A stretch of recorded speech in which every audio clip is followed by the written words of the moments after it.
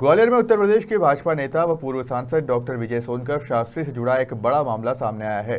Gwalior Jhansi road थाने में doctor Sonkar, दो भांजों सहित 4 लोगों पर जमीनी धोखाधड़ी का मामला दर्ज हुआ है। वहीं पुलिस एफआईआर के बाद जांच पड़ताल में जुटी हुई है। दरअसल साल 2013 में ग्वालियर हुरावली डीपी सिटी निवासी संजय परमार का प्रॉपर्टी का काम था। संजय की लभेड़पुरा निवासी मुकेश घई से मुलाकात हुई। उन्होंने शिवपुरी लिंक रोड की प्राइम लोकेशन पर एक जमीन दिखाई और बताया कि यह जमीन तत्कालीन भाजपा सांसद डॉक्टर विजय सोनकर शास्त्री के रैदास फाउंडेशन समिति की है, जिसकी पावर ऑफ अटॉर्नी मुकेश ने अपने नाम बताई। जमीन प्राइम लोकेशन पर थी और अच्छी कीमत की थी, तो कारोबारी ने मुनाफा देखते हुए जमीन के कुछ हिस्से को खरीदने की मंशा जताई और साल 2013 में ही उसका एग्रीमेंट डॉक्टर विजय सोनकर शास्त्री, उनके भांजे जगदीश सोनकर और दिलीप सोनकर व मुकेश घई के साथ किया और अलग अलग खातों में तकरीबन 60 लाख रुपए ट्रांसफर भी कर दिए। लेकिन अब तक उसकी ज़मीन की ना तो रजिस्ट्री हुई है और ना ही उसे उसके पैसे वापस मिले हैं। थक-हार कर वह पुलिस के पास पहुंचा और मामला दर्ज करवाया। मुलाकात कैसे हुई थी आप लोगों की इनसे? मेरी मुलाकात ग्वालियर में रहने वाले मुकेश कुमार घई ने करवाई थी उनसे। अच्छा, जमीनों की दलाली करते हैं और उसी माध्यम से वो मेरे पास आए थे कि मैं ये ज़मीन आपको दिलवा दूंगा, शास्त्री जी की जगह है। कहाँ पर मुलाकात कराई थी? उन्होंने दिल्ली ले जाकर मुलाकात कराई थी। ऐसे करते करते कई साल निकाल लिए उन्होंने। जब मैंने दबाव बनाया अपने पैसे वापसी के लिए, इन्वेस्ट करने के लिए, तो उन्होंने मुझे डरा, आपके परिवार को और आपको नुकसान पहुँचेगा बहुत बड़ा, अगर हमसे टकराने की कोशिश करोगे, हम बड़े राजनीतिक लोग हैं, आप हमारा कुछ नहीं होगा। भारतीय जनता पार्टी के पूर्व सांसद हैं। मुझे बहुत डर लगा, मैं डिप्रेशन में रहा कई साल। मैंने उसके लिए दवाइयाँ भी ली, लेकिन धीरे धीरे करके फिर मेरी पत्नी ने मुझे समझाया कि जो आपके साथ इतना बड़ा धोखा हुआ है, तो आप पे पहुँचाओ कि उनकी एफआईआर करा पाया हूँ। ये एक ज़मीन से संबंधित मामला था। यहाँ लोकल में रहने वाले मुकेश कुमार घई ने मुझे एक ज़मीन के लिए संपर्क किया और डॉक्टर विजय सोनकर शास्त्री, जो कि पूर्व सांसद हैं, बनारस मछली शहर से राष्ट्रीय प्रवक्ता भी रहे हैं बीजेपी के और STSC आयोग के चेयरमैन भी रहे हैं, उनसे मुलाकात करवाई। रैदास फाउंडेशन के नाम से एक समिति है उनकी, जिस पर उन्होंने रजिस्टर्ड एग्रीमेंट एक ज़मीन का यहाँ पे करा रखा था। उसमें उन्होंने मुझे पार्टनरशिप का ऑफ़र किया 50% का, और 50% के 60 लाख रुपये लेने के बाद उन्होंने 30 लाख रुपये अपने अकाउंटों में भांजों के ट्रांसफ़र कराए और 30 लाख रुपये नकद लिए।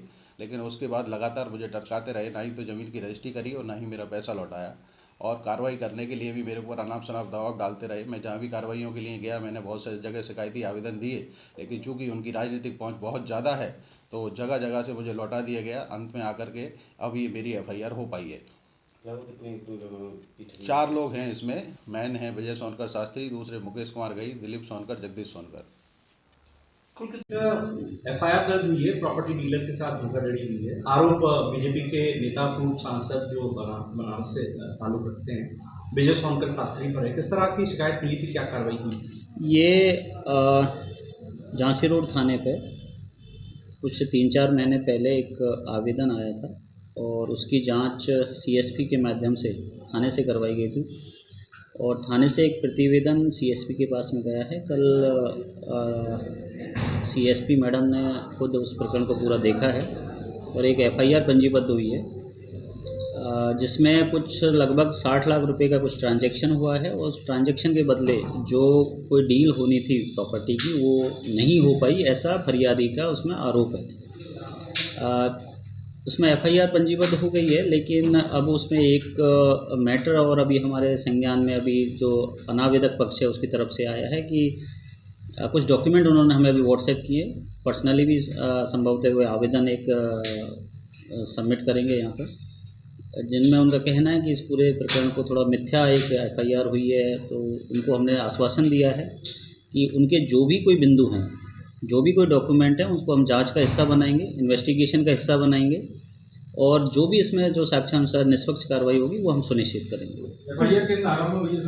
FIR अभी 420 में हुई है, लेकिन अभी पूरा जिस तरीके से अनावेदक पक्ष ने हमारे सामने कुछ तथ्य रखे हैं, तो जो भी तथ्य आएंगे, उनका जो भी एविडेंस आएगा, उस हिसाब से इस पर हम आगे की कार्रवाई करेंगे। और इसके लिए चूँकि थोड़ा सा मैटर अब कॉन्ट्राडिक्टरी हो रहा है, फरियादी कुछ कह रहा है और अनावेदक कुछ और कह रहा है, तो जो इन्वेस्टिगेशन है एक SIT बनाई जाएगी और TI लेवल के अधिकारी से इसकी इन्वेस्टिगेशन की जाएगी। सर, अभी कितने आरोपी इसमें बनाए गए? इसमें टोटल 4 आरोपी हैं, 3 यूपी के हैं, 1 यहाँ का है। और लेकिन अभी जैसा मैंने बताया कि सारा एक इन्वेस्टिगेशन का आगे हमारे बिंदु हैं कि कितने बनेंगे, कौन बनेगा, कौन नहीं बनेगा, क्या वास्तव में ये अपराध हुआ है, नहीं हुआ है, हुआ है तो किन परिस्थितियों में हुआ है, उसके क्या एविडेंसेज हैं, डॉक्यूमेंट्री एविडेंसेज क्या हैं और आई विटनेसेस क्या है।